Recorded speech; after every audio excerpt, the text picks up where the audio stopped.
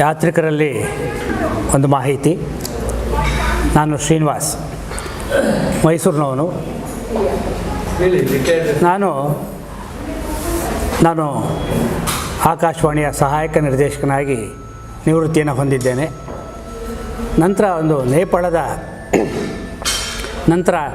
ನೇಪಾಳ ದರ್ಶನ ಮಾಡಬೇಕು ಅಂತ ಅನಿಸಿ ನನ್ನ ಹೆಂಡತಿ ಜೊತೆ ಟೂರ್ಗೆ ಹೊರಟೆ.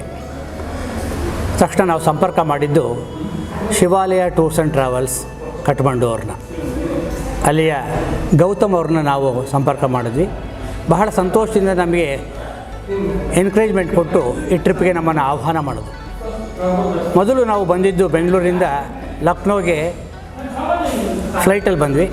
ಲಕ್ನೋಯಿಂದ ಅವರೇ ನಮ್ಮ ಪೂರ್ಣ ಜವಾಬ್ದಾರಿನ ತಗೊಂಡ್ರು. ಒಟ್ಟು 12 ದಿನಗಳ ಈ ಒಂದು ಟ್ರಿಪ್ ಇದು.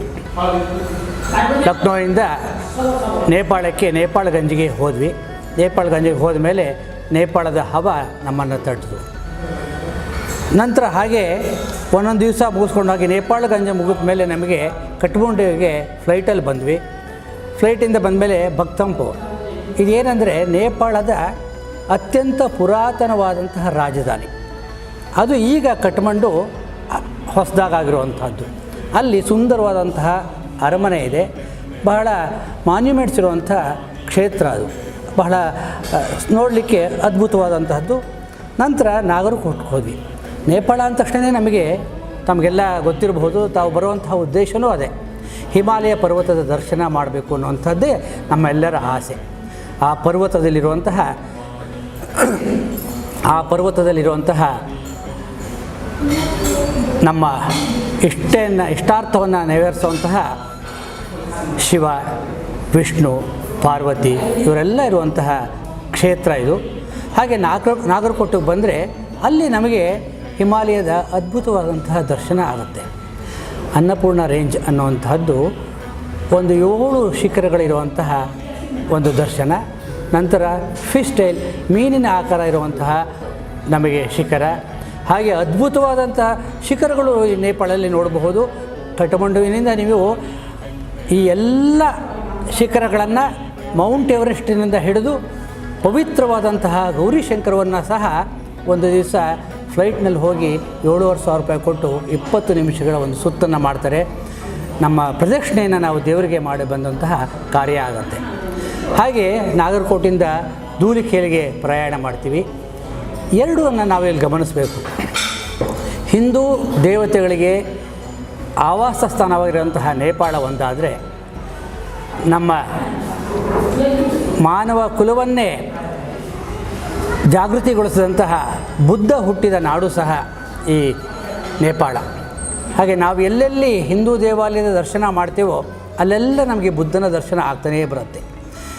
ಭಕ್ತಿಯ ಮಾರ್ಗ ಒಂದಾಗ್ತಿದ್ರೆ ಬುದ್ಧನಿಂದ ಜ್ಞಾನದ ಮಾರ್ಗ ಸಹ ನಮಗೆ ದೊರಕ್ತಾ ಹೋಗುತ್ತೆ. ಹಾಗೆ ದಾರಿನಲ್ಲಿ ಪೋಖ್ರಾ ಅನ್ನುವಂತಹ ಒಂದು ಕ್ಷೇತ್ರವನ್ನು ನೋಡ್ತೇವೆ. ಅತ್ಯಂತ ಬಹಳ ಸುಂದರ, ನೋಡ್ತಿದ್ರೆ ಸ್ವಚ್ಛವಾಗಿರುವಂತಹ ನಗರಿ, ಬಹಳ ದೊಡ್ಡ ನಗರಿ.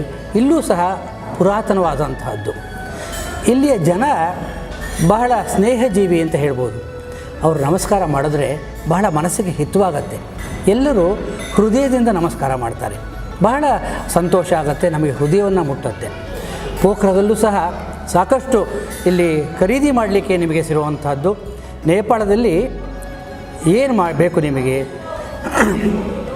ನೇಪಾಳದಲ್ಲಿ ಏನು ಸಿಗುತ್ತೆ ನಮಗೆ ಅಂದರೆ, ದೇವತೆಗಳ ದರ್ಶನ ಆದಮೇಲೆ ಪುನಃ ಅವನನ್ನೇ ನೆನೆಸ್ಕೋಬೇಕು ಅಂತಂದರೆ ರುದ್ರಾಕ್ಷಿ ಮಾಲೆ ಸಿಗುವಂತಹದ್ದು ನೇಪಾಳದಲ್ಲಿ. ಸ್ಫಟಿಕ ಲಿಂಗ ಸಿಗುವಂತಹದ್ದು ನೇಪಾಳದಲ್ಲಿ. ಇದಕ್ಕೆ ಖರೀದಿಗೆ ಸೂಕ್ತವಾದಂತಹ ಸ್ಥಳ ಅಂತಂದರೆ ಪೋಖ್ರಾದಿಂದ ಬರ್ತಿರ್ಬೇಕಾದ್ರೆ ಒಂದು ಅದ್ಭುತವಾದಂತಹ ದರ್ಶನ ಆಗುತ್ತೆ. ಅದು ಮನೋಕಾಮನಾ ದೇವಿ. ಇಲ್ಲಿ ಕೇಬಲ್ ಕಾರ್, ನಮಗೆಲ್ಲಾದರೂ ಹೋದರೆ ಕೇಬಲ್ ಕಾರ್ ಹೋದರೆ ವಿಶಿಷ್ಟವಾದ ಅನುಭವ ಆಗಲೇಬೇಕು. ಇಲ್ಲಿ ಹತ್ತುತ್ತೀವಿ, ಒಂದು ಬೆಟ್ಟವನ್ನು ತುದಿನ ಮುಟ್ಟುತ್ತೀವಿ, ಇನ್ನೇನು ನಾವು ತಲುಪಿದ್ವಿ ಅನ್ನೋಷ್ಟೊತ್ತಿಗೆ ಅದಕ್ಕಿಂತ ದೊಡ್ಡದಾದಂತಹ ಇನ್ನೊಂದು ಶಿಖರ ಎದುರಾಗತ್ತೆ. ಅದನ್ನು ಕೇಬಲ್ ಕಾರಲ್ಲಿ ಹೋಗ್ತೇವೆ. 20 ನಿಮಿಷಗಳ ತನಕ ನಾವು ಹೋಗ್ತಾನೆ ಇರ್ತೀವಿ. ಇದು ಸುಂದರವಾದಂತಹ ಅದ್ಭುತ. ಹಾಗೆ ವಾತಾವರಣ ಎಷ್ಟು ಚೆನ್ನಾಗಿದೆ ಅಂತಂದರೆ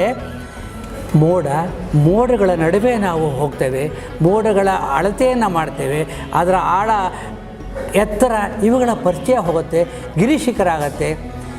ಇದರಿಂದ ಏನು ತಿಳಿಯುತ್ತೆ ಅಂದರೆ ನಾನೊಬ್ಬ ಹುಲು ಮಾನವ, ಯಕಶ್ಚಿತ್ ಒಂದು ಕ್ರಿಮಿಯ ಥರ. ಈ ಪ್ರಕೃತಿ ಮುಂದೆ ನಾವೇನೂ ಇಲ್ಲ. ಈ ಪ್ರಕೃತಿಯನ್ನು ಹಾಗೆ ಉಳಿಸ್ಬೇಕು, ಮುಂದಿನ ಜನಾಂಗಕ್ಕೆ ಅದನ್ನು ತಲುಪಿಸ್ಬೇಕು ಅನ್ನುವಂಥದ್ದೇ. ಇಂತಹ ಸುಂದರವಾದ ನೇಪಾಳಕ್ಕೆ ನೀವೆಲ್ಲ ಬರಬೇಕು. ನೇಪಾಳದಲ್ಲಿ ಇಷ್ಟೇ ಇಲ್ಲ, ಒಂದು ಅರಣ್ಯ ಇದೆ, ನ್ಯಾಷನಲ್ ಪಾರ್ಕ್ ಇದೆ, ಅದು ಚಿತ್ವಾನ ನ್ಯಾಷನಲ್ ಪಾರ್ಕ್. ಇಲ್ಲಿ ರೈನೋಸರಸ್ ಅಂದರೆ ಖಡ್ಗಮೃಗ ಇದೆ. ಒಂದು ಕೊಂಬಿನ ಖಡ್ಗಮೃಗ ಇಲ್ಲಿ ನೋಡಲಿಕ್ಕೆ ನಿಮಗೆ ಅವಕಾಶ ಆಗುತ್ತೆ. ಹಾಗೆ ಹುಲಿಯ ಸಂರಕ್ಷಣೆಯೂ ಸಹ ಇಲ್ಲಿ ಮಾಡ್ತಾರೆ, ಅದನ್ನು ನೋಡಲಿಕ್ಕೆ ಅವಕಾಶ ಆಗತ್ತೆ. ಬರಬೇಕು, ನೀವು ನೇಪಾಳವನ್ನು ನೋಡಬೇಕು, ದೇವತೆಗಳ ದರ್ಶನವನ್ನು ಮಾಡಬೇಕು, ಆತ್ಮ ಸಾಕ್ಷಾತ್ಕಾರವನ್ನು ತಾವು ಪಡ್ಕೋಬೇಕು. ಧನ್ಯವಾದ.